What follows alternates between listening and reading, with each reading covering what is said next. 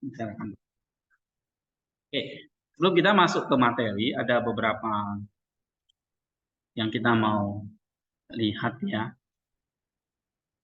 Beberapa contoh kalimat-kalimat reflektif di sini ya. Misalnya kayak kemarin kan kita bahas tentang mujizat, terus sebelumnya terus kita bahas tentang ketaatan ya. Nah sekarang kita coba lihat ini deh, kerendahan hati. Ini salah satu tema penting di dalam Disciple Fathers ya, dalam Disciple Fathers tentang kerendahan hati atau humility. Oke. Nah, setelah kita punya iman, lalu menghasilkan sebuah panggilan hidup yang taat kepada Allah. Ketaatan itu bukan hanya kita mau taat aja, tapi pada akhirnya berbuah kan gitu. Ya kan? Nah, makanya ada menanam, menyiram, bertumbuh, dan berbuah. Oke. Nah, buah itu adalah apa misalnya? Kerendahan hati, kebajikan, kasih, sukacita, buah roh itu ya kan? Oke, kerendahan hati, damai, terus self control, pengendalian diri. Nanti di sini kita akan lihat ada self control, ada perfection, ya, ada kehidupan yang bersifat apatheia. Apatheia itu artinya kita bisa mengontrol hawa nafsu atau sorrow for sin, ya. Nah, jadi ada bagian yang namanya kita menanam, apalagi menyiram, bertumbuh, berbuah. Bagian kita adalah apa? Menanam, menyiram. Bagian Allah bertumbuh dan berbuah, dan memberi pertumbuhan dan memberi buah. Buahnya ya kita nikmati. Oke, nah misalnya di sini tentang humility, kerendahan hati. Kerendahan hati itu adalah buahnya. Berarti kalau buah sudah melewati proses apa? Menanam, menyiram, dan bertumbuh. Gitu. Nah, terus kalau buah itu kan Allah yang memberi. Berarti kerendahan hati itu sebetulnya buah dari Roh Kudus. Buah dari Roh Kudus itu artinya apa? Roh Kudus yang memberi. Tapi kita yang menikmati. So, kerendahan hati itu timbul dari atau adalah proses kita apa? Proses karunia dari Allah.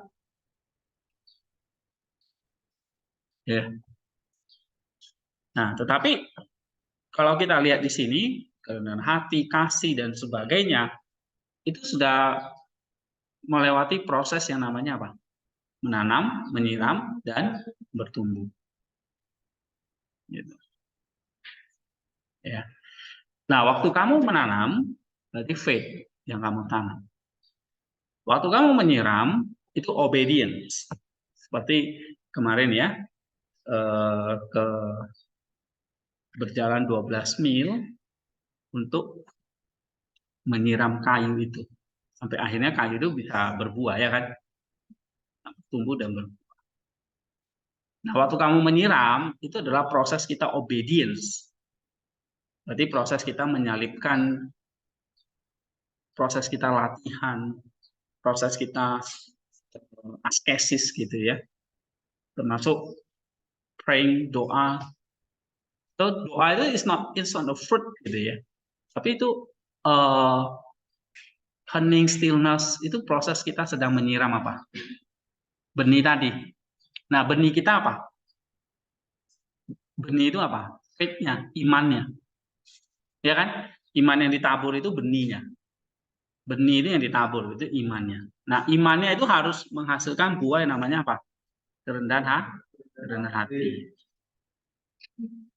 Gitu. Nah, untuk menghasilkan kerendahan hati atau buah itu, maka faith itu perlu disiram, dirawat. Itu tugas kita. Siram atau dirawat, dipupuk lah. Gitu. Baru nanti, nah cara menyiramnya apa? Ya kita faith, kita taat. Ya. Nah, ketaatan kita berarti itu harusnya ketaatan yang benar itu akan menimbulkan apa? Buah. Buahnya apa misalnya? Kerendahan hati. Jadi kalau kamu punya faith, punya obedience, faith itu berarti kamu menanam, lalu mati, biji itu mati, baru akan tumbuh, disiram dengan ketaatan. Ketaatan yang benar itu akan menimbulkan apa? Buah, yaitu apa? Kerendahan hati. Nah, jadi orang yang hidup taat di dalam Tuhan itu bukan melahirkan orang-orang yang sombong, bukan melahirkan orang-orang yang suka berbangga, tapi justru makin rendah hati. Jadi kamu bisa tes saja itu orang-orang yang katanya sudah punya faith, orang-orang yang katanya obedience, tapi kalau kamu lihat hidupnya nggak punya humility, nggak punya sorrow for sins, ya, jadi kalau nggak punya kerendahan hati ya dia nggak akan bisa mengakui dosanya, tidak akan menangis dosanya, tidak akan bertobat karena dia merasa dia paling bisa atau dia paling taat. Jadi ya, jadi salah satu kita juga harus perhatikan ini faith. Nah, faith itu mesti masuk ke dalam tanah, ya kan? Supaya masuk ke dalam tanah ini lah proses kita itu mati kan, mati. Itu ini proses penyaliban. Ini proses obedience. So, ketaatan itu kita taat itu nggak main-main, bukan sekedar taat peraturan lalu lintas, taat hukum, taat bukan. Kita taat itu berarti kita sedang menyalibkan. Ya nggak enak ya. Makanya ada menderitanya kan, ada tidak enaknya. Nah kita udah bahas ya.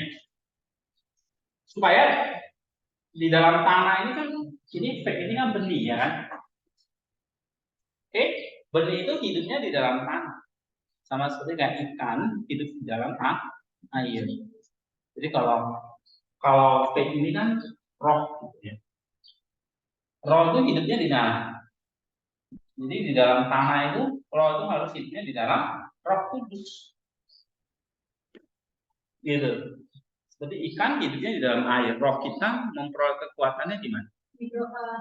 Di dalam roh juga. Itu di dalam Roh Kudus. Oke? Nah, di dalam Roh Kudus ini your spirit hanya bisa hidup oleh Roh Kudus. Karena memang berasal dari Roh Kudus gitu. Right? Nah, gimana roh yang ada di dalam Roh Kudus ini bisa punya kekuatan? Nah, maka di sini kita butuh obedience dalam hal apa? Doa. Jadi ketaatan itu harus ketaatan yang menumbuhkan roh itu. Ya.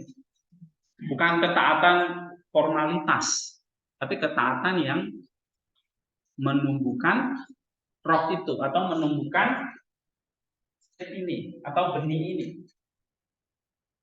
Ya kan? Kita umpamakan kayak benih taruh di dalam tanah. Tapi kalau benih itu kita buang ke selokan, ke air, mati kan? Maksudnya benih itu sia-sia kan? Tapi kalau di dalam tanah, di situ dia memperoleh makanan. Right? Di situ dia memperoleh zat-zat mineral yang di dalam tanah. Nah, maksud kita roh ada di dalam Roh Kudus, maka sebetulnya kita sedang diberi makan yang kata Tuhan itu roh itu harus dimatikan di dalam Roh Kudus. Roh itu harus disalibkan di dalam Roh Kudus. Nah, ini makanya supaya kamu dimakan, ya kita perlu obedience. Gimana cara kasih makannya? Doa, ya praying, ya stillness, doa yang batin tadi yang stillness. Jadi waktu kamu melakukan yang namanya Jesus Prayer itu kamu sedang ngapain? Jadi kamu sedang taat, ya kan? Tapi taat untuk apa?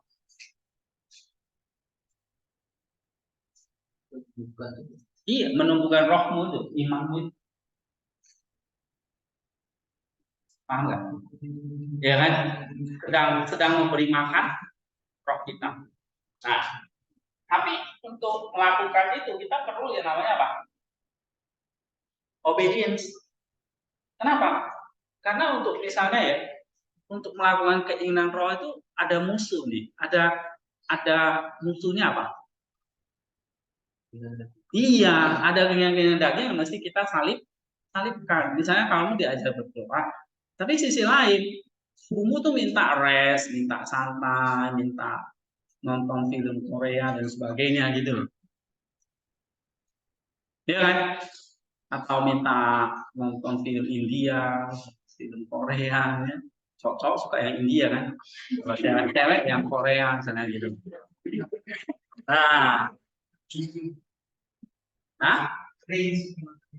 nah misalnya Ray gitu kan, iya dangdut dan segala macam. Nah, ini kita perlu obedience, artinya kita perlu salibkan yang itu. Benar nggak? Ya. So, kalau nggak ada ketaatan, nggak ada obedience, ya maka rohmu itu nggak dikasih makan.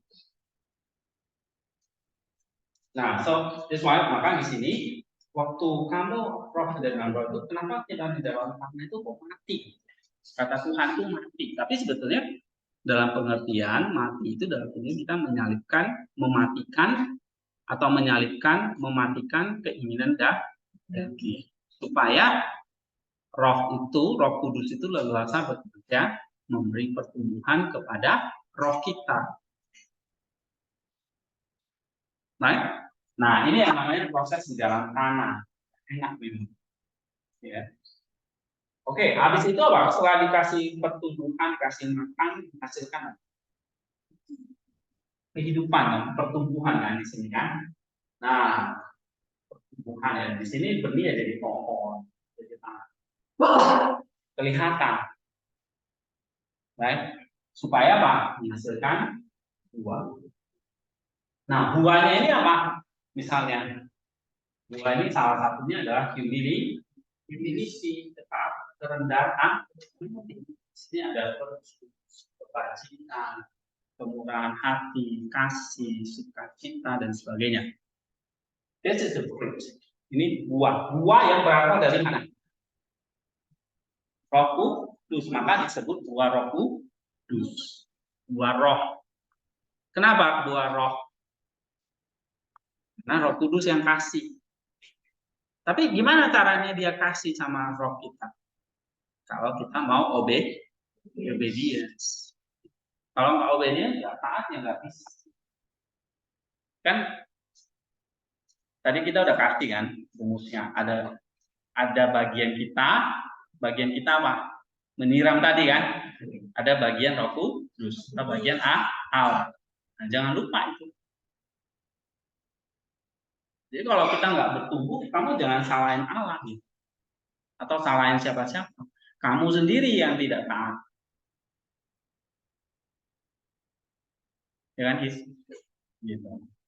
Jadi kalau kita tidak bertumbuh, berarti atau kita tidak berbuah, salahnya di mana? Di sini.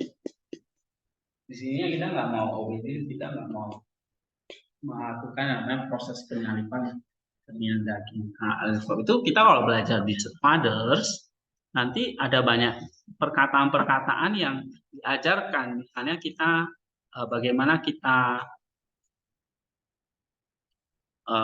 misalnya nih ya, nih salah satunya misalnya ini sorrow for sin. Bagaimana kita bisa menyalipkan dosa kita. Nah ini nanti dibahas di sini.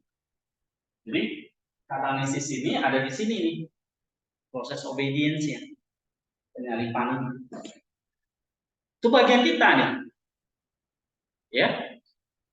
Tapi yang kalau kita mengerjakan bagian kita, bukan seolah-olah bagian kita tok gitu loh. Tapi apa yang kita kerjakan itu yang Roh Kudus kasih gitu. Jadi waktu kamu mengerjakan bagianmu, misalnya kamu melakukan obedience, berarti Roh Kudus bekerja nih memberi roh. Ketika kamu nggak taat, Roh Kudus nggak kasih rombongan. Gitu. Jadi bagianmu kamu kerjakan, Allah pasti mengerjakan bagiannya. Nah, tanpa nanti kamu sadari, oh tiba-tiba kamu sudah jadi pohon. Imanmu itu sekarang bukan lagi benih. Imanmu berubah jadi apa? Pohon. Kelihatan pohon. Nggak di dalam tanah lagi. Tapi ke atas gitu. Nah, tanpa kamu sadari, kamu akan terus kamu rawat, kamu siram pohon ini. Ya kan? Pohon ini kamu siram, kamu obedience terus, tanpa kamu sadari, kamu akan menghasilkan namanya humility. Menghasilkan buah, menghasilkan kebajikan. Gitu. Ya, maka disebut buah roh. Apa? Karena waktu kamu obedience, roh itu kasih makan rohmu. Akhirnya rohmu itu sekarang jadi bertumbuh, jadi pohon, jadi berbuah. Nah itu, ini kan konsep ya, konsep secara ya apa ya? Ini is our formation ya kan? Jadi ini formasi rohani kita yang sebetulnya yang sering mungkin kalian pernah pelajari sudah. Oke. Nah, jadi ketaatan, faith dan obedience itu akan menghasilkan buah roh yang kita bisa lihat. Kalau orang itu taat tapi tidak ada buahnya, berarti ya bukan Roh Kudus yang bekerja. Ya, kita nggak tahu dia taat itu karena apa, atau hanya pura-pura dan sebagainya. Nah, kita akan lihat. Maka Tuhan mengatakan, banyak orang yang mengatakan, Tuhan, aku mengenal kamu. Aku menyembuhkan dia demi namamu. Aku melakukan banyak mukjizat demi namamu. Aku pelayanan demi namamu. Dan sebagainya. Tapi Tuhan bilang, aku nggak kenal kamu, sorry ya. Gitu. Karena buah yang dihasilkan itu apa?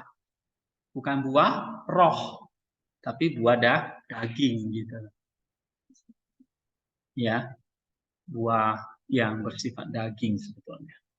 Cuma dikamuflase dengan memakai nama Tuhan. Nah, oke. Itu kita mesti hati-hati di situ karena ada perkataan Tuhan yang seperti itu. Ya. Nah, sekarang kita coba baca salah satunya ini kerendahan hati.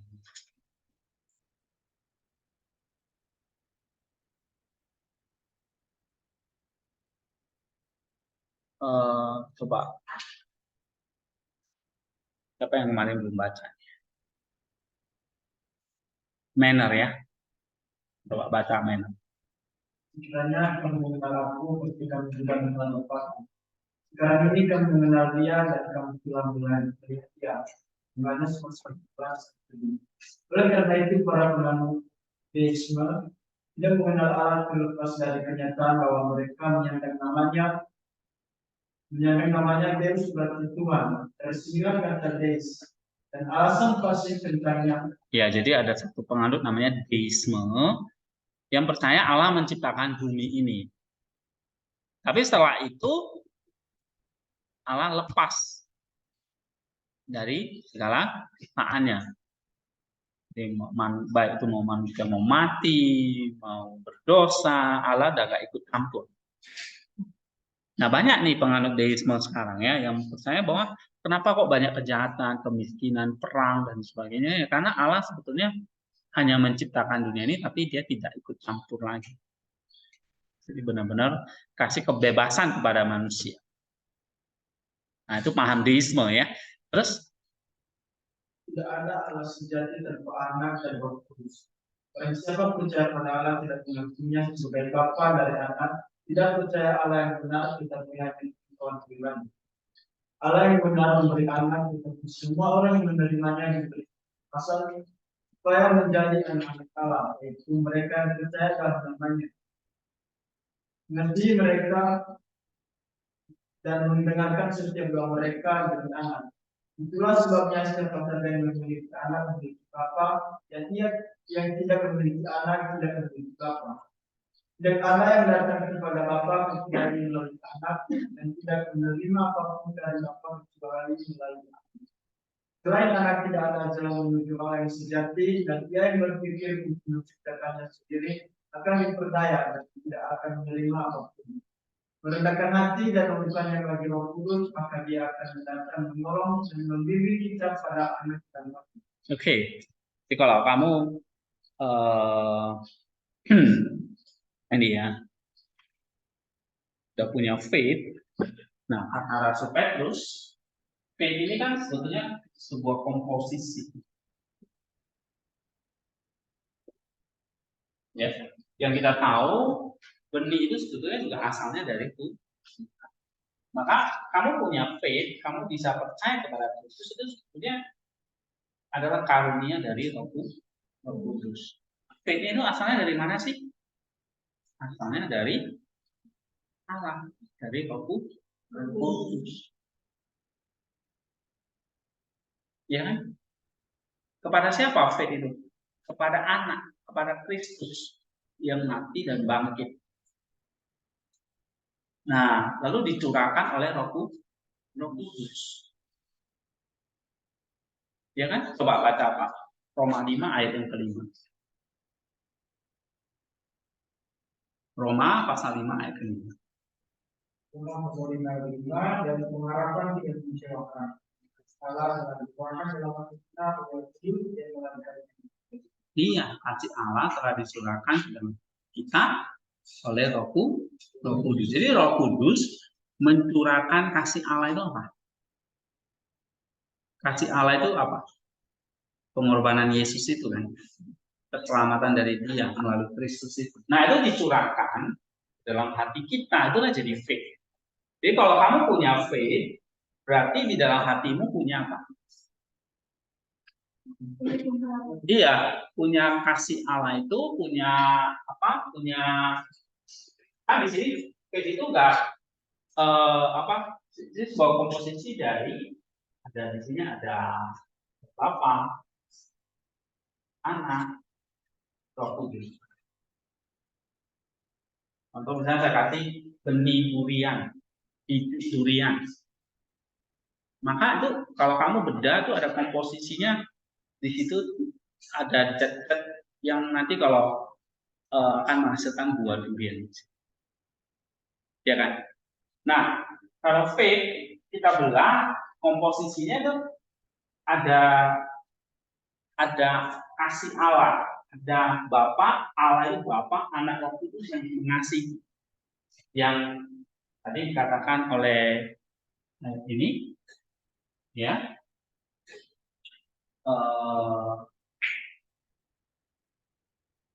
Ini ya, dan anak tidak ada jalan menuju Allah yang sejati. Oke. Jadi barang siapa yang menerima, tidak semua menerimanya jadi kuasa menjadi anak Allah, mereka percaya dengan mengasihi mereka, mengasihi doa mereka dengan doanya. Siapa saja yang memiliki anak, memiliki bapak, yang tidak memiliki anak, tidak memiliki bapak. Jadi anak, bapak, Roh Kudus tidak terpisah gitu. Komposisi. Jadi bagaimana kita bisa punya faith? Kita punya faith, itu karya Roh Kudus dicurahkan ke dalam hati kita. Kasih Allah itu. Kasih Allah yang bagaimana ya tadi? Ada Bapa dengan anak, dengan Roh Kudus, Bapa mengutus anak, anak berkarya, Roh Kudus mencurahkan hasil karya anak. Nah gitu loh. Itu semua komposisinya. Ya, ini komposisinya doktrin semua ini. Karya Allah, karya Roh Kudus, karya Kristus, penebusannya, penyalipannya, kebangkitannya, semua itu di sini. Jadi satu paket. Akhirnya jadi satu benih kecil yang ditaruh dalam hati kita. Siapa yang naruh? Roh Kudus. Maka ketika faith ini ada jadi sebuah benih, ini ada potensi jadi buah roh. Kenapa? Karena isinya di dalamnya ada Roh Kudus. Sama seperti kayak biji pepaya. Berarti di dalamnya mengandung pepaya kan? Begitu ditanam tumbuh menghasilkan buah pepaya, bukan buah durian kan? Benar kan? Bukan buah jambu kan? Tapi pepaya. Karena di dalam benihnya itu ada pepayanya gitu. Sama seperti kok benih ditanam dan menghasilkan namanya buah roh.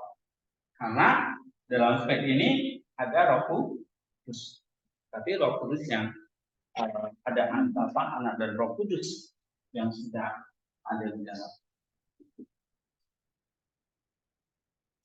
Ya kan? Nah, coba kita baca 1 Yohanes 3 ayat yang ke 9. 1 Yohanes 3 ayat 9, coba baca. Setiap orang yang lahir dari Allah tidak berbuat dosa lagi, sebab benih ilahi tetap ada di dalam dia dan tidak dapat berbuat dosa. Karena ia lahir dari Allah. Ada benih ilahi, right?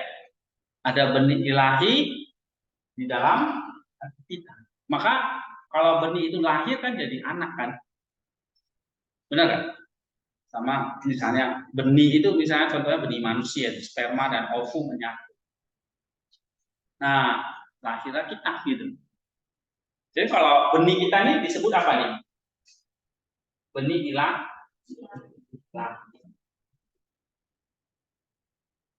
Jadi bukan sembarangan faith ini.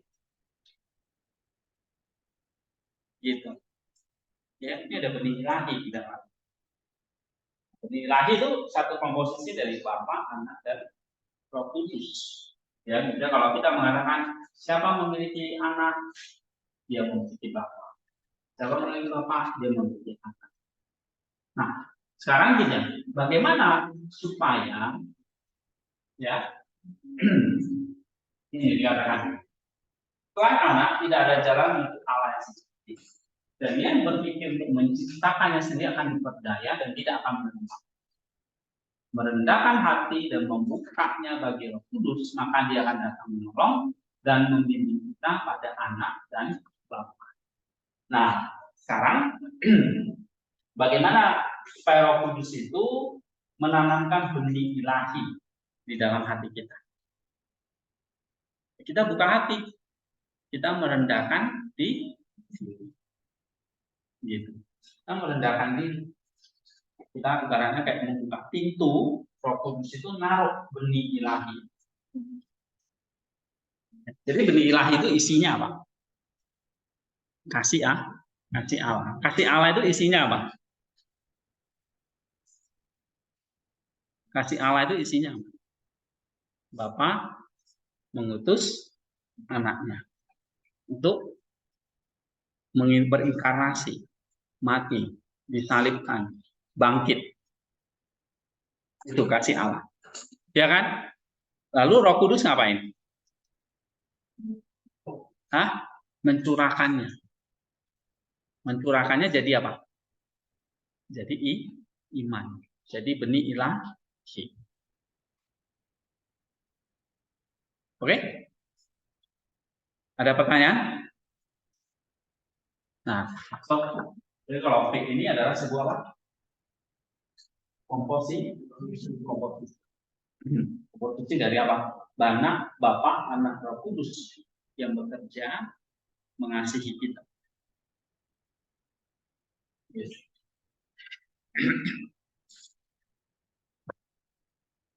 Maka kalau kamu baca ini,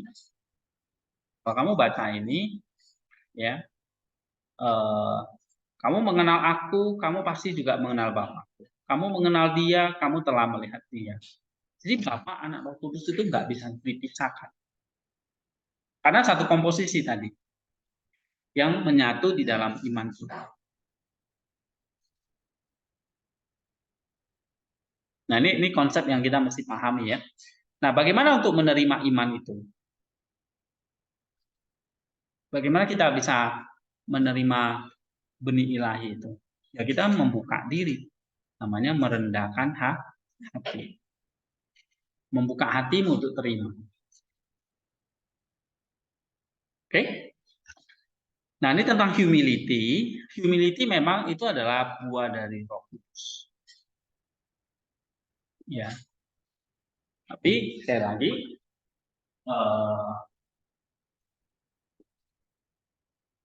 untuk menerima sebuah faith, ya. Nah manusia perlu merendahkan hatinya. Jadi di sini misalnya faith di sini nggak bisa lepas juga dari peranan manusia, ya. Jadi kalau Allah sudah punya benihnya, kita sekarang tinggal mau terima atau enggak. Oke. Nah sekarang kita lihat misalnya perkataan-perkataan di Fathers ya tentang humility. Coba baca, Raymond. Sama seperti seorang tidak membangun kapal kecuali jika ada patung. Jadi ia tidak mungkin diselamatkan tanpa benar. Iya. Seorang saudara bekerja sama seperti seorang tidak dapat membangun kapal kecuali jika ada patung. Ya, ini kan satu perumpamaan. Tapi kalau dia tidak mungkin diselamatkan tanpa kerendahan hati. Artinya apa di sini?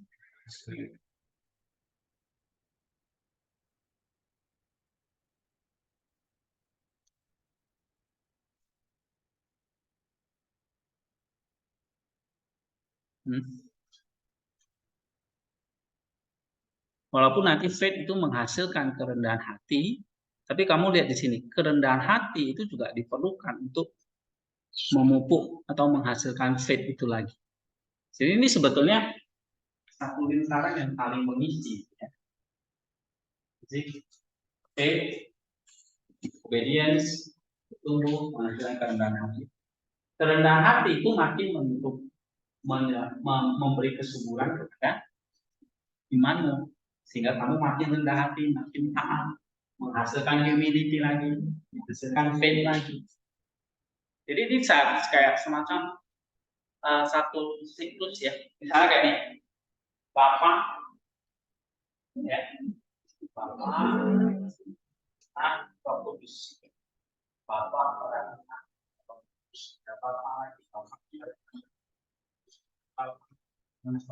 terus ini.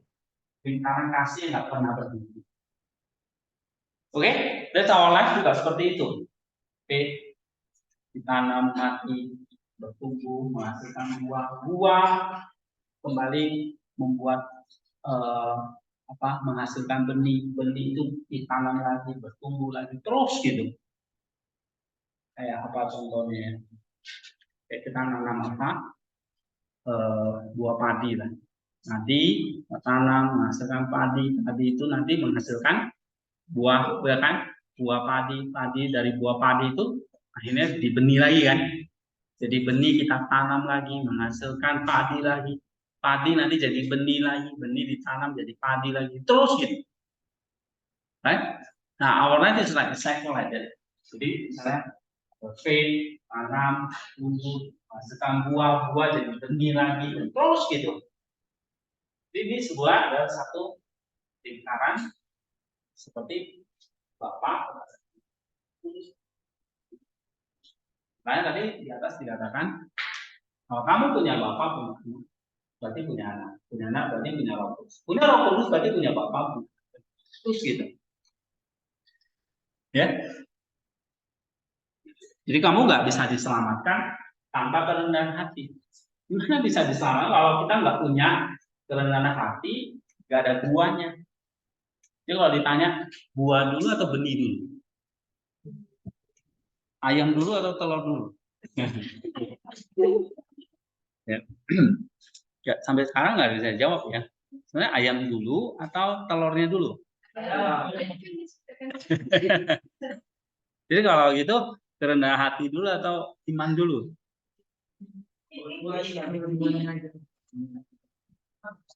Misalnya bapak dulu atau anak dulu? Enggak juga ya. Roh Kudus dulu atau bapak dulu? Itu jadi bukan siapa duluan di sini. Tapi satu komposisi yang utuh yang nggak bisa dilepas. Kayak begini kan? Kamu nggak bisa buang salah satu komposisinya. Gitu. Misalnya di sini, saya mau fit aja nggak mau buang, nggak bisa. Nah, ini satu kesatuan yang nggak bisa dilepas. Oke? Nah, siletika maka Richard Fathers itu benar banget. Dia mengatakan kita nggak bisa diselamatkan kalau kita nggak punya kerendahan hati. Kenapa? Karena nggak punya kerendahan hati, nggak akan punya nggak akan punya iman, nggak ada benih. Gimana kamu diselamatkan? Nggak ada benih ilahi. Oke? Coba baca Lurusman. Tadi Royman dulu, baru sekali. Orang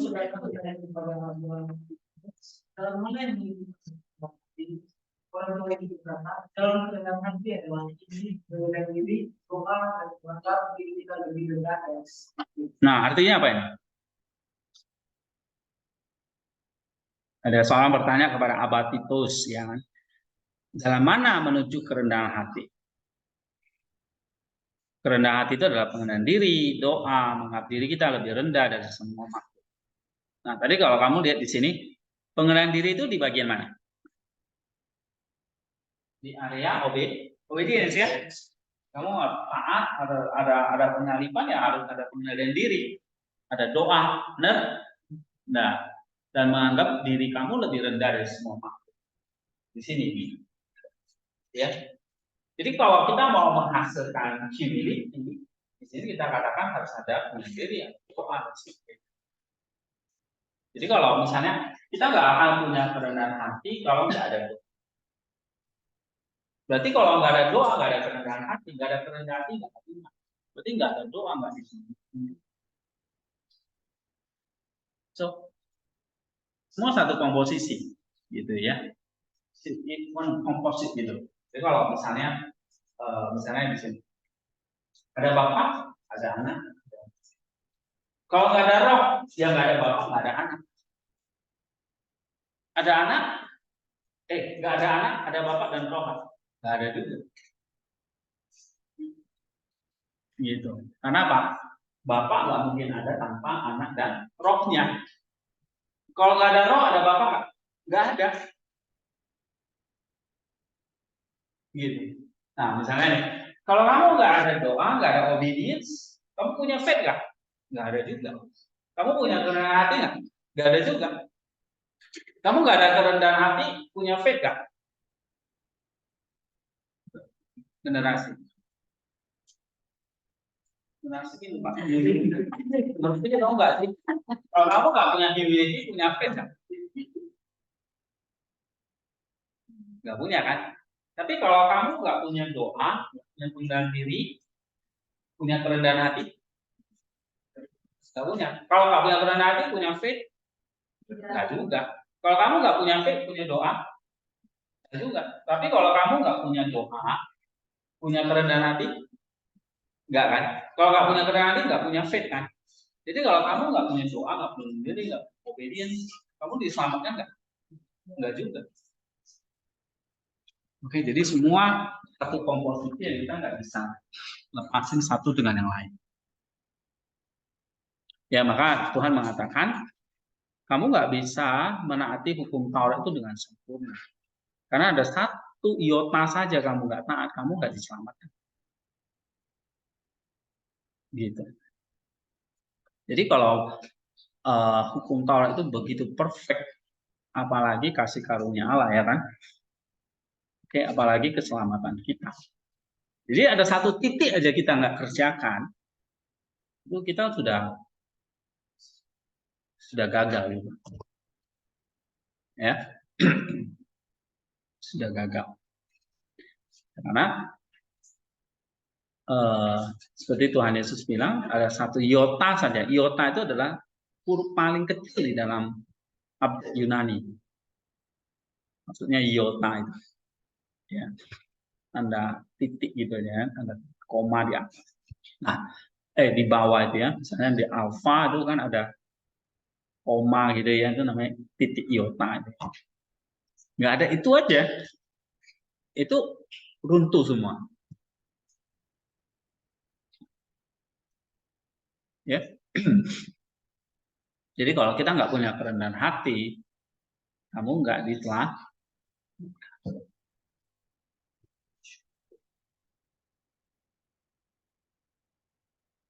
Ya, ingat, kamu nggak punya kerendahan hati, kamu tidak diselamatkan. Masuk neraka. Ya, coba kalian masuk, kan sekarang bisa rancang itu ya, program-program AI dan sebagainya. Coba aja jalan-jalan ke neraka ini.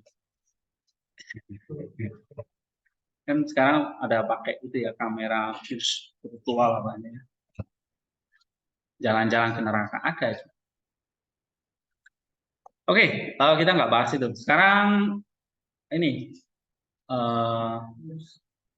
lurus mana? Pak, berarti semua yang tadi Bapak bilang itu jelas itu kita mengerjakan sama kita ya. Kan kita Ya. Jadi keselamatan itu bukan cuma masalah posisi, oh saya sudah masuk surga gitu. Tapi suatu proses yang terus jalan. Dari faith, obedience, terus gitu. Ya, terus saja. Karena seperti lingkaran kasih Allah Bapa pada anak Jurus. Kita terus hidup dalam. Jadi nggak bisa meniadakan satu dengan yang lain. Semua diperlukan. Ya, cuma kalau gitu saya nggak perlu puasa, saya nggak perlu istirahat. Yang penting iman aja kepada Yesus, nggak bisa. Kamu harus jalanin ini semua. Ya, maka kita nggak percaya ajaran Jesus only, hanya Yesus saja. Pokoknya Yesus, gitu. Ya, nah, ada yang nggak percaya ada Bapak, ada Roh Kudus, pokoknya Yesus. Yesus itu ya Bapak yang Roh Kudus. Nah itu bisa itu, jangan. Kita nggak percaya ajaran seperti itu. Ya. Berarti keselamatan itu bisa nggak? Ya iya. Ya. Ini bagaimana dengan kalau keselamatan itu anugerah yang memberikan kepada manusia? Nah itu kan pihak Allahnya. Jadi dari manusianya harus punya kerendahan hati untuk menerima. Ya kan? Makanya mother atau kalau aba itu untuk perempuan, kalau untuk laki-laki, kalau untuk perempuan namanya ama. Ya, ama silentika itu atau mother silentika itu mengatakan kamu tidak mungkin diselamatkan tanpa kerendahan hati. Ya kan? Gitu. Jadi kalau Allah yang sudah rendah hati, tapi kamunya nggak rendah hati, ya kamunya yang salah.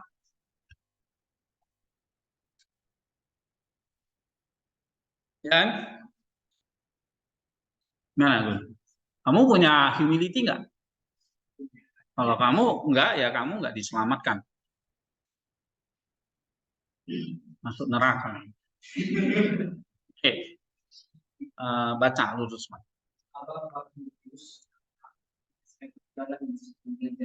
Kebetulan saya sesat dan menyadari bahwa saya berada di sebuah bis dan saya melihat beberapa orang yang berbicara tentang hal yang. Jadi saya berdiri diam, berdoa untuk dosa-dosa saya.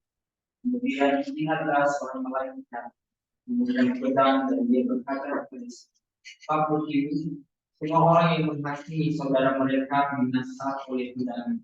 Tapi kalau tidak dengan ini, saya memilih merendahkan diri di hadapan Tuhan dengan mengatakan itu telah berdosa, maka namamu tercatat di. Iya.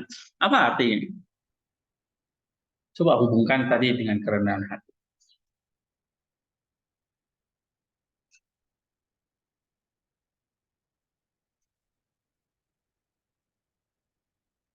Hmm.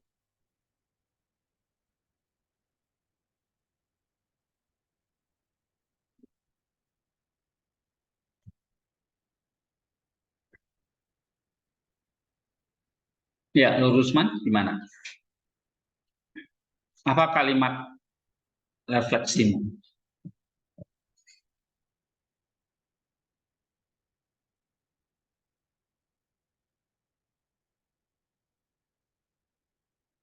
Kenapa orang itu namanya tercatat di dalam kitab kehidupan? Karena dia punya apa? Kerendahan hati. Kerendahan hati dalam hal apa? Itu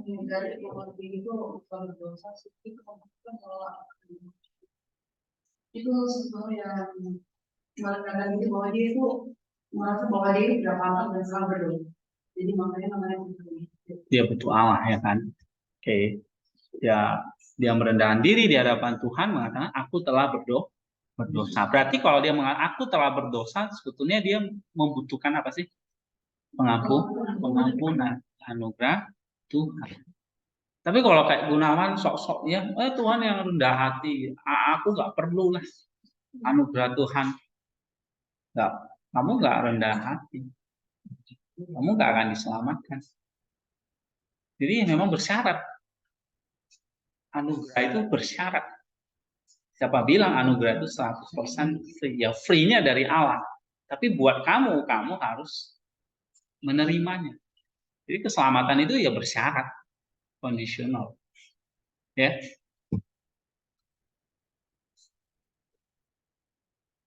Oke. Ini Abba Panotius ya. Ini Abba yang kemarin kita nonton dia salah satu Jesuit Fathers ya, Panotius itu yang di Abba Nover itu. Oke, coba kita baca lagi. Siapa? Gunawan. Ini udah ya. Oke. Mas Gun. Dia sedang berdiri di luar pintu, sedang mengutuk melalui kudusnya. Wahyu 3 ayat 20. Itulah sebabnya ia naik ke surga, supaya rohnya turun atas kita yang membuka hati bagi dia, seperti nyanyian di firman. Ya, jadi ada apa? Ya, Tuhan mengajar kita untuk tadi ya, mengetuk dengan kerendahan hati. Supaya apa? Supaya Roh Kudus itu turun membuka hati kita. Nah, itu syaratnya. Ya, kenapa kita nggak diselamatkan kalau kita nggak punya kerendahan hati? Karena kalau kita tidak punya kerendahan hati, ya Roh Kudus tidak akan masuk. Jadi kalau faithmu nggak ada Roh Kudusnya nih, bilang satu, itu disebut faith lagi nggak? Nah, bukan faith lagi, nggak ada Roh Kudusnya. Mungkin di sini kamu ganti dengan otakmu, intelekmu, kekayaanmu, apalagi lah yang kamu punya, kepintaranmu, kecerdasanmu kamu ganti. Kamu tahu faith tentang Yesus, hafal kitab suci, ya. Kamu ganti Roh Kudusnya, kamu ganti dengan tadi kepintaran. Ini faith yang menyelamatkan. No. Itu faith yang kosong. Ya, nggak bisa gitu. Sama kayak benih lah. Kamu rusakin itu benih. Kamu mungkin potong separuh benih itu. Tahu benih kan? Oke, ini ada benih. Tapi kamu ambil separuh komposisi terus kamu tanam. Kira-kira benih itu tumbuh nggak? Enggak. Mati udah. Karena udah hilang sebagian. Ya, jadi kita nggak bisa motong-motong Allah gitu ya. Udah, saya nggak perlu Roh Kudus. Ya, saya nggak perlu Allah gitu. Saya ganti aja Allah itu dengan pengetahuan saya. Ya, saya tahu tentang Yesus. Belum tentu dia punya faith. Oke? Ya. Nah, sekarang Abah Antoni berkata, Abraham berkata, saya telah melihat semua jerat iblis yang ada di bumi. Siapa yang bisa melewati mereka, kataku sambil mendesak. Dan aku mendengar suara yang berkata, milikilah kerendahan hati. nah, artinya apa ini? Siapa yang bisa melewati semua jerat iblis? Siapa yang bisa melewati semua jerat iblis yang ada di bumi? Siapa? Mereka yang punya kerendahan hati. Ya kan? Benar nggak? Jadi siapa yang bisa melewati semua godaan iblis? Jangan kamu jawab Tuhan Yesus gitu. Ya kan? Ini kayak kelas semester 0 lagi nih. Diketawain sama Ika kan. Ika, siapa yang bisa melewati semua jerat iblis?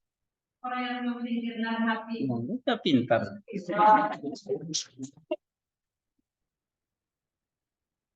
Jadi siapa yang bisa melewati jerat iblis? Nah, Antoni mengatakan hanya mereka yang punya kerendahan. Nah, kerendahan hati dalam arti apa di sini? Kok bisa melewati semua jerat iblis?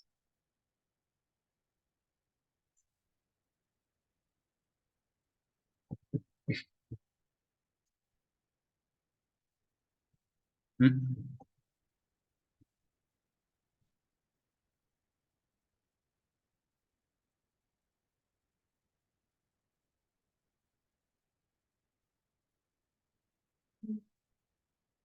Pak, saya pernah bahas yang tentang itu, tapi kalau tidak salah sumber yang saya baca tentang hal itu dikatakan itu adalah ibu dari segala kebaikan. Lalu kalau sering kita berpikir dalam hati, terhadap pasti itu pasti akan melahirkan kebajikan. Sedangkan kan kalau misalnya jalan musik kan juga dibicara tentang menggugah kita masalah keseluruhan itu kita dilakukan dengan sendiri. Ketika kita rasa amarah, benci, atau bohong, orang itu kan bagian kebajikan kita. Jadi kalau misalnya kita dengan berpikir dengan hati yang ada dari kebajikan, otomatis kebajikan ini pun ikut secara langsung juga ikut dari kita. Jadi apapun kita yang berbagai bentuk, jika kita menunjukkan hati, otomatis setiap kali itu menyerang, kita masih bisa kacau. Iya. Kita udah karena hati, kita kayak punya kebajikan lain ya, untuk misalnya jerat iblis kan selalu menggoda kita. Dengan kerendahan hati akhirnya kita punya pengendalian diri, ya kan? Kita menyerahkan diri kita kepada Allah, kita minta pertolongan Allah, right? Nah, kita mau datang kepada Allah untuk menolong kita, misalnya gitu. Nah, makanya kerendahan hati ini adalah apa? Untuk penting banget ya supaya kita bisa mengatasi segala jerat iblis. Nah, kamu renungkan perkataan-perkataan seperti ini. Itu maksud saya. Ya, coba lagi terakhir. Seorang biarawan yang sama juga. Apa itu kerendahan hati? Dan dia berkata, kerendahan hati berpikir bahwa kamu lebih berdosa daripada sebuah orang lain dan menganggap diri sendiri tidak melakukan hal yang baik di mata Allah. Pekerjaan kerendahan hati adalah hening atau stillness. Tidak menundukkan diri sendiri dengan cara apapun. Tidak sok, ketaatan, takut akan Allah, tidak berbohong, berbicara tidak berbohong, berbicara sembarangan, mau menang sendiri dalam perkataan dan perbuatan, sabar menangani penghinaan, tidak iri pada siapapun, tidak menyinggung orang lain, dan berusaha taat pada Allah dalam segala hal. Iya. Jadi kerendahan hati itu apa?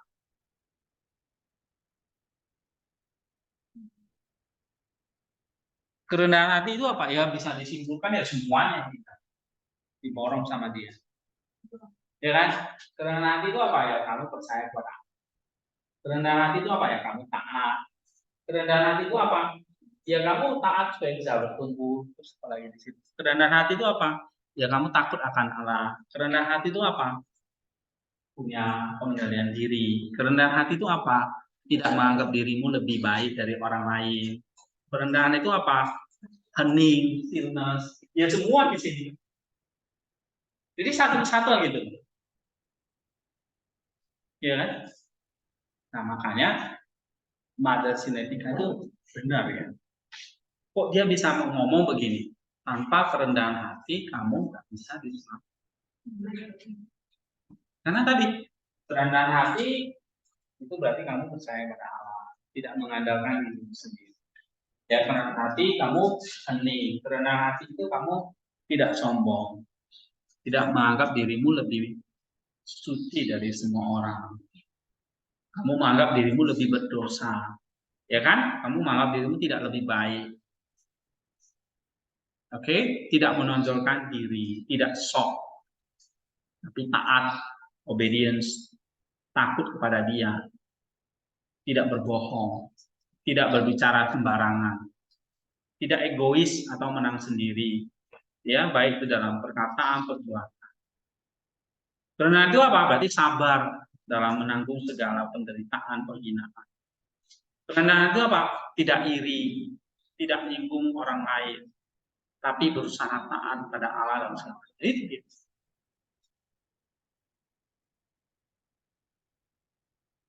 Ya, that's the humility. Nah, ini yang harus kita miliki. Kalau kita katakan kita punya faith, jangan bilang kamu punya faith kepada Allah, Bapa, Anak, Roh Kudus. Tapi kalau kamu nggak punya humility, itu omong. Maka faith kamu ada yang hilang. Ya, itu bukan faith lagi, tapi udah cacat. Sama kayak benih yang cacat, ya kan? Benih yang sudah rusak. Oke, ada pertanyaan? Jadi menarik kan kalau kita baca perkataan-perkataan seperti ini, ya. Alkitab itu kan masih raw material, ya material yang masih ibaratnya itu masih kasar ini. Nah, sama mereka ini, mereka yang sudah hidup menurut kitab suci ini, mereka sudah menyimpulkan ini apa kata Alkitab buat kita. Ya. Oke, sekarang kita mau lihat misalnya ini tentang melihat Allah.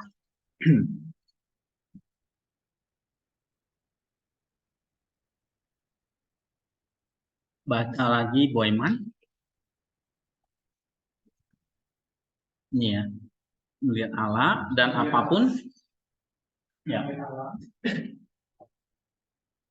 Dan apapun yang kamu inginkan dengan Bapa dalam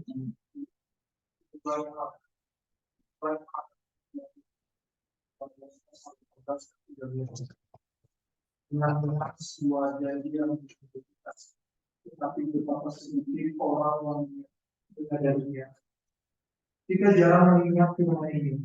Ada orang yang tidak mengerti ini sama sekali dan tidak menerimanya. Mengapa begitu? Karena mereka tidak mengasihi Tuhan dan mereka tidak meminta perintahnya. Ketidaksetiaan hati kepada Tuhan ini membuang keberanian kita untuk mengajukan permintaan kepada Tuhan. Seperti hanya seorang pelanggan yang malah tidak berani meminta sesuatu,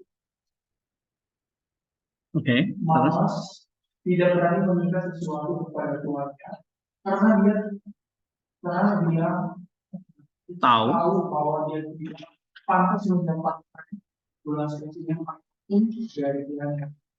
Doa-doa yang sudah mapan dibaca di dalam ibadah kita yang rutin dan berisi permohonan kata-kata yang bagus dimanapun sekarang hanya diucapkan. Wajah dan ini seperti yang kita ketahui jauh dari doa dan permohonan kita diinginkan Allah. Kita tidak bisa berdiri dengan doa yang benar dari pasti. dan menyampaikan pemikiran kita kepada tapi kita murni di dalam. Nah, jadi kalau di sini diajarkan, Saint Theophan itu mengajarkan, kita nggak bisa berdoa kalau kita tidak punya hati yang apa? Murni. Hati yang suci. Karena tadi, doa itu sekali lagi apa? Kita kayak dicemplungkan di dalam roh. Iya kan? Doa itu kita kayak berada di dalam habitatnya roh kita. Ingat aja ilustrasi ikan di dalam air ini. Gampang kan? Ikan hidup hanya di dalam air. Roh kita hanya hidup di dalam doa. Jadi kalau kamu berdoa, itu kayak kamu seperti kayak berenang di dalam air. Ya. Nah, tapi ternyata airnya itu keruh, kotor. Airnya apa? Air comberan gitu. Kalau kamu taruh ikan di situ, gimana ikannya? Mati juga ya. Atau airnya ada keruh, kotor banget. Nah, ikannya juga mati gitu. Nah, waktu kamu berdoa tapi hatimu itu kotor gitu. Ya, Roh Kudus juga nggak bisa nggak mati juga roh. Bukan Roh Kudusnya yang mati, tapi roh kita yang mati. Nah, makanya di sini Theophan menegur kita. Kenapa kita nggak bisa minta kepada Allah, meminta sesuatu? Kita hanya mapan dengan doa-doa yang tinggal dibaca, doa-doa yang mungkin menjadi hafalan kita. Nah, itu ingat persis kalau kita tuh berdoa seperti itu. Maka kalau kamu lihat Abang Ferman itu kan nggak pernah dia itu berdoa basa-basi, kan? Dia kan berdoa dengan air mata, karena itu menjaga hatinya itu tetap murni, suci. Nah, itu ibarat kalau kita nggak jaga hati kita murni, suci, ya ibarat kamu kasih ikan di comberan gitu, mati ikan. Jadi doa kita juga mati, roh kita juga mati kalau kita nggak bisa atau kita nggak punya hati yang murni. Nah, jaga hati yang murni itu. Oke? Kenapa hati kita tuh nggak murni? Nah, sekali lagi, hati kita nggak setia. Di sini, kita tidak taat. Ya, kita cuma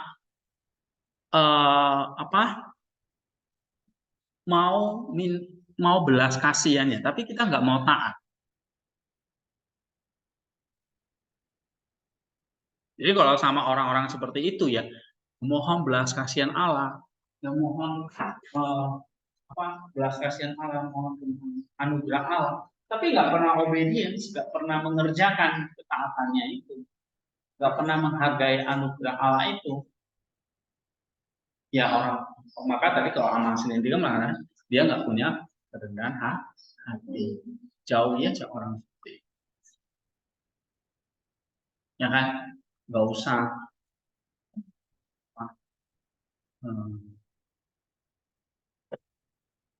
dekat, perlu ditegur dan sebagainya. Ya.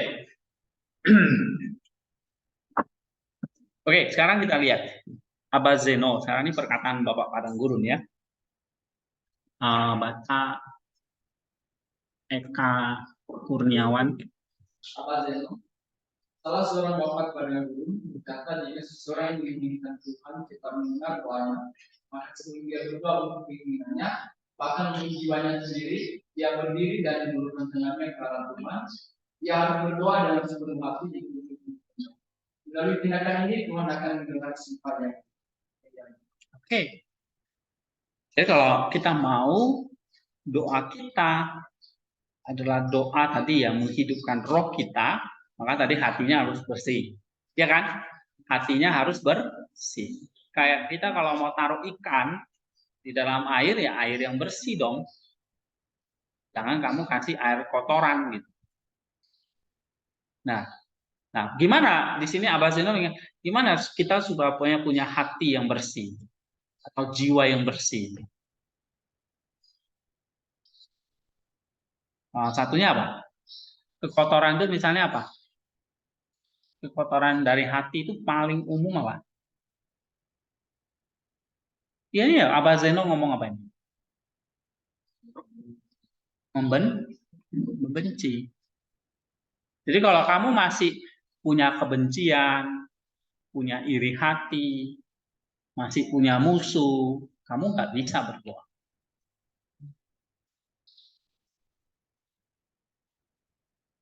Karena apa? Hatimu masih kotor. Ya walaupun ya bisa kita berdoa, ya walaupun bisa kita berkhotbah, bisa kita melayani Tuhan, tapi kita nggak bisa minta Tuhan mendengar doa kita, nggak bisa. Kita yang bisa berdoa bisa, tapi kita minta Tuhan mendengarkan, nggak bisa. Tuhan nggak dengar. Kenapa? Di sini. Nah, karena hati kita masih kotor, kita masih punya musuh, kita masih ingin membinasakan orang itu.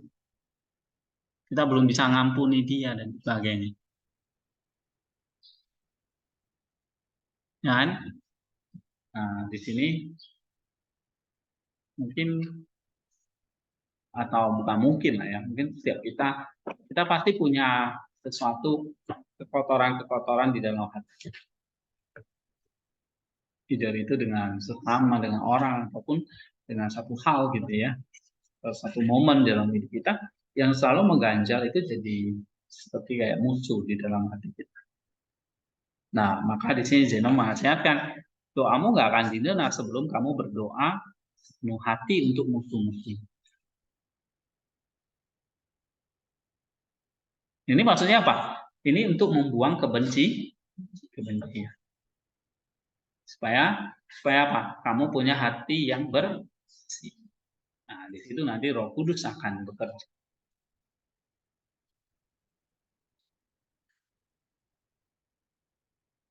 Oke?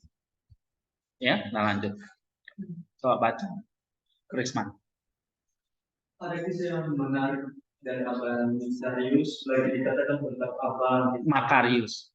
Tentang Abah Makarius, bahwa suatu saat ketika dia sedang berdoa, bisikan suara datang kepadanya berkata, Makarius, kamu belum mencapai level seperti dua orang wanita yang tinggal di sebuah desa. Makarius penasaran dan bangun pagi-pagi, dia mengambil rutenya dan berangkat mencuri dua orang. Mencari. Kamu kurang ini ya, matamu kurang ini. Nah, oke, terus mencari dua orang wanita itu. Ketika dia sampai di desa, seorang malaikat berjalan bersamanya, membimbingannya ke rumah dua orang itu. Ketika dia mengetuk pintu, dua orang wanita itu membuka pintu untuknya. Ketika mereka menyadari bahwa itu adalah Abah Makarius, mereka melakukan sujud kepadanya sampai ke tanah dan menerimanya dengan sukacita. Abah itu berkata kepada mereka, karena kamu aku telah dengan sabar menanggung kesulitan ini dalam perjalanan melalui padang pasir dan sampai ke tempat ini. Sebab itu ceritakan kepadaku apa cara hidup. Iya. Oke, kamu baca ini ngerti nggak? Maksudnya apa cerita ini?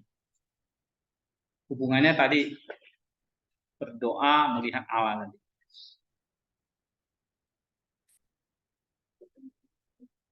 Ayo.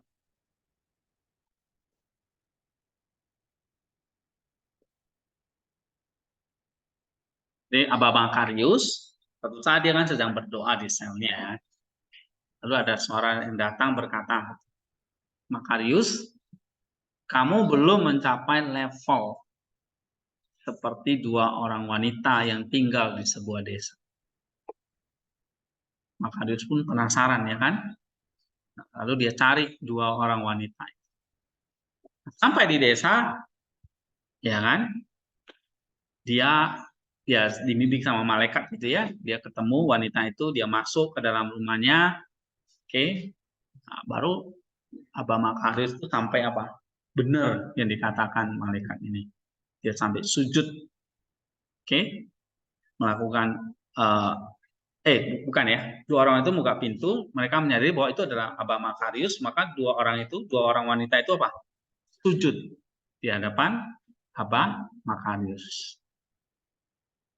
Lalu Abah itu berkata begini, karena aku telah sabar menanggung kesulitan ini dalam perjalanan di padang pasir.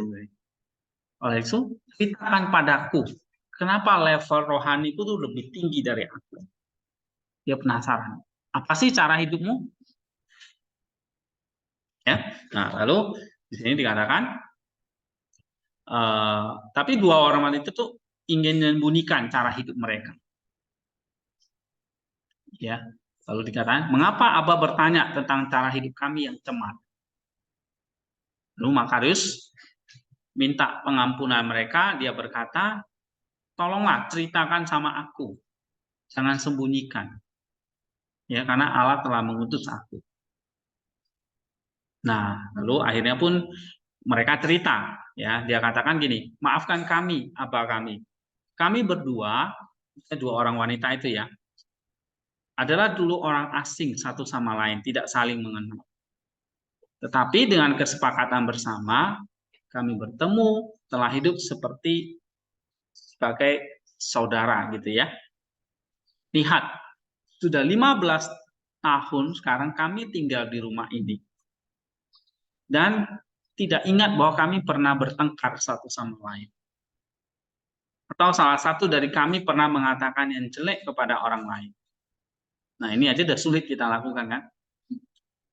Kalian setiap hari di asrama mungkin bertengkar gitu kan. Atau menjelek-jelekkan gitu.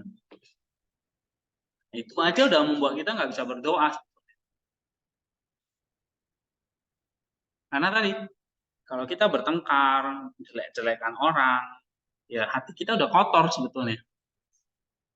Di sisi lain, kami selalu damai sehati. Kami pernah sepakat untuk meninggalkan para suami kami dan menukar kehidupan pernikahan dan kehidupan sendiri. Tetapi ketika kami memohon pada suami kami berulang-ulang tentang keinginan kami, mereka tidak setuju untuk membiarkan kami pergi.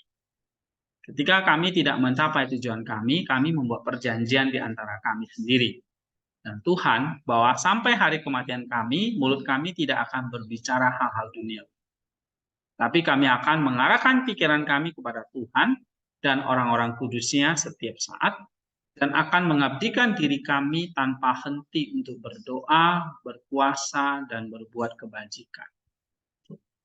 Ini dua orang yang tidak saling kenal, lalu ketemu seperti saudara, dan punya satu cita-cita hidup yang begitu tinggi.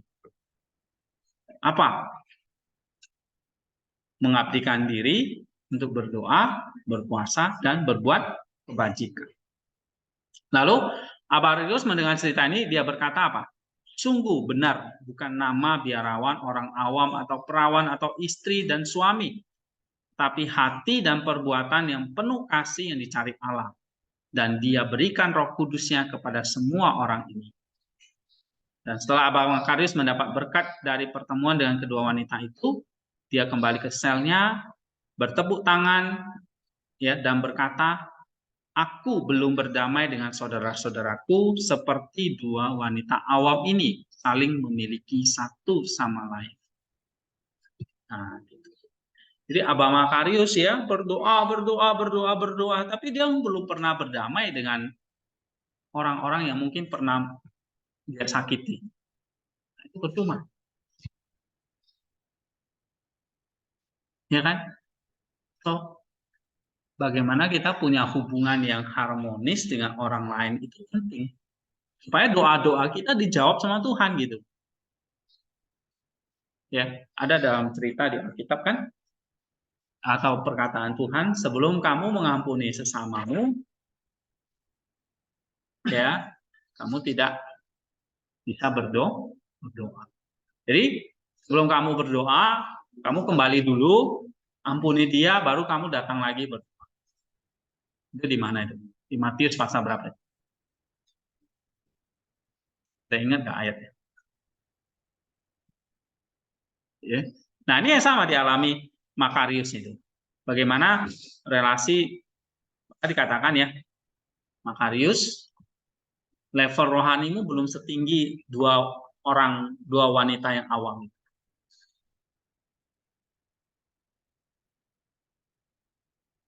Ya. Oke, ada tambahan dari kalian apa? Dari cerita ini apa lagi? Saya boleh. Ya. Tadi kan dari penjelasan Bapak, jika hati kita bersih, maka doa kita didengar oleh Tuhan. Ya. Dan sebaliknya, jika hati kita tidak bersih, maka doa kita juga tidak didengar oleh Tuhan. Maka betul. Ya. Namun yang menjadi pertanyaan saya sekarang adalah bagaimana kita tahu bahwa Tuhan itu mendengar dan menjawab doa kita? Soalnya ada momen di mana mungkin bahkan di antara teman-teman juga pernah mengalami di mana saya momen di mana saya berdengar dengan seseorang karena saya berdoa mendoakannya dalam tujuan baik, tapi bersungguh-sungguh. Dan ketika saya berdoa, saya nggak tahu kalau itu bisa dijawab oleh Tuhan, tapi teman saya ini teman saya ini akhirnya minta. Iya. Lalu apakah itu yang dinamakan Tuhan mendengar dan menjawab doa saya? Sedangkan saya pada saat itu berada dalam posisi bertempur dan disuruh Tuhan pada saat saya lagi berdoa. Iya. Tapi kan kita mencoba menyalipkan daging kita kan. Kita sebetulnya nggak mau doa kan. Untuk dia kan. Nah itulah yang namanya ketaatan obedience itu kita menyalipkan ini orang yang nyakitin saya kok Tuhan suruh saya doain dia sih. Minta maaf sama dia sih. Oh dia yang salah kok harusnya dia minta maaf sama aku kan. Kadang-kadang kita kan menjaga keegoisan itu kan. Nah disitulah kita butuh humility lagi. Kerendahan hati tadi. Dia kan untuk mengampuni dia atau ya untuk berdamai itu perlu humility. Nah, tapi waktu kamu berdoa dan mungkin dengan rasa paksa, dengan rasa tadi kamu bilang bersungut-sungut dan Tuhan itu dengarkan, iya karena kamu udah mencoba melakukan itu. Oh, kamu tahu kebenarannya, misalnya ya kita nggak mau nih hidup di dalam kekotoran ya kan, kayak atau kalau kayak kamu benci orang, apa itu kan sampah sebetulnya. Sampah ya harus dibuang pada tempatnya ya kan, jangan kamu simpan. Nah, tapi waktu membuangnya itu kan nggak gampang gitu. Ya, itu harus ada penyalipan ego, ya kan? Ada humility-nya. Tapi di saat kamu berdoa seperti itu dengan kamu tahu kamu ingin menyalipkan ya Tuhan mungkin akan dengar. Kecuali kamu nggak melakukan itu ya, ya kamu akan terus hidup dalam kekotoran itu kan. Nah, itu untuk apa? Oke, ya saya pikir itu ya, Boy. Sepanjang kita mencoba untuk tadi ya, kembali lagi kan, kalau obedience ya kan, kamu mau melakukan itu ya Tuhan akan dengar. Maka kalau di sini ya, Abah Makarius itu kan akhirnya dia belajar justru dari dua orang wanita yang awam itu. Kehidupan mereka selama 15 tahun tuh nggak pernah ada tengkar, nggak pernah ada tektok. Ya.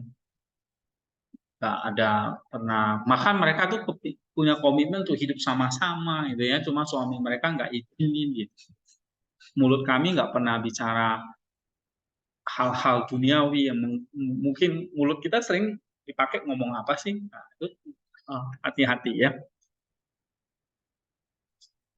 Oke, ini tinggal dikit lagi kita selesaiin ya. Ya, apa menjawab itu? Ya. Oke, kita baca lagi. Siapa yang belum? Andro. Ya, baca Andro.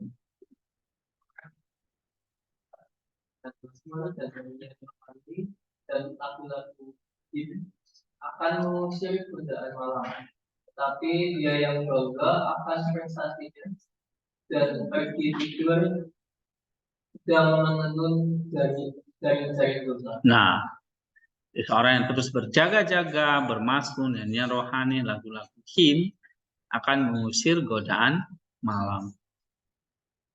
Ya. Tetapi dia yang bangga akan prestasinya dan pergi tidur, sedang menenun jaring-jaring dosa. Terus Seorang saudara bertanya kepada Abba Wayman, apa yang harus saya lakukan? Apa itu berkata kepadanya, ketika Tuhan mengawasi kita, apa yang harus kita khawatirkan? Saudara itu bertanya kepadanya, dosa-dosa kami. Lalu apa itu berkata, mari kita masuk ke dalam sel doa kita dan duduk di sana. Ingat dosa-dosa kita dan Tuhan akan datang untuk membantu kita akan segala sesuatu. iya, terus menyesali Dosa-dosa kita supaya memperoleh hati yang bersih, mengingat Dia dalam doa tanpa henti di dalam hati, maka hati yang bersih dan suci ini akan mampu membuat mata kita bisa melihat Allah di dalam segala sesuatu. Berbahagialah orang yang suci hatinya, karena mereka akan melihat Allah. ya, Matius 5 ayat 8 ya. Nah, lihat ada Abba Poimen ya. Ditanya, apa yang harus saya lakukan? Biasanya kan pertanyaan-pertanyaan seperti itu ya. Apa yang harus saya lakukan? Atau berikanlah sepatah kata buat kami, Abba. Nah, lalu Abba itu katakan, ketika Tuhan mengawasi kita, apa yang harus kita khawatirkan? Lalu saudara itu menjawab gini, dosa-dosa kami, Abba. Lalu Abba memang berkata, kalau gitu kamu masuk ke dalam sel, duduk di sana, ingat dosa-dosamu, maka Tuhan akan datang dan membantu kita akan segala sesuatu. Ya. Jadi kalau ini apa? Solve for sin. Ini salah satu apa? Kita tahu Tuhan hatiku lagi kotor. Tuhan gimana aku membersihinnya? Nah, kamu minta gitu saja, maka Tuhan akan datang membersih. Ya, jadi misalnya kalau ditanya hati siapa sih yang nggak pernah ada kekotoran? Semua ya, karena kita sudah jatuh ke dalam dosa. Jadi kalau kita punya humility, Tuhan bagaimana aku datang nih, seperti tadi, ingat dosa-dosaku, kata Abba Poimen, maka Tuhan akan datang dan membantu kita. Asal kita kasih tahu aja sama dia, Tuhan aku masih punya dosa ini loh. Gimana ya Tuhan ya? Cerita gitu. Tuhan aku masih punya kebiasaan dosa ini. Tuhan aku masih punya kebiasaan ini loh, ini loh, ini loh, ini loh, ini loh. Nah, maka kata Abba Poimen, Tuhan akan datang dan membantu kita akan dosa-dosa kita. Oke, nah next 15 menit setelah ini ya. Jadi 10.35 kita break 15 menit sampai 10.50 masuk. Nah, kamu coba refleksikan apa humility kita tadi ya. Dan misalnya kamu coba duduk stillness, hening, minta Tuhan untuk kamu berbicara sama dia dalam doa. Jadi tidak ada yang ngobrol sana sini atau main-main gitu ya, sungguh serius gitu. Jadi kalian bisa cari tempat yang hening. Oke, thank you ya. Kita akan masuk lagi 15 menit lagi.